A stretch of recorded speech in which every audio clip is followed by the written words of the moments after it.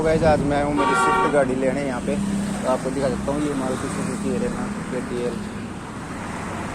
तो मेरी गाड़ी अंदर खड़ी है अभी ग्रे कलर में, उसकी डिटेल लेते हैं फिर चलते हैं।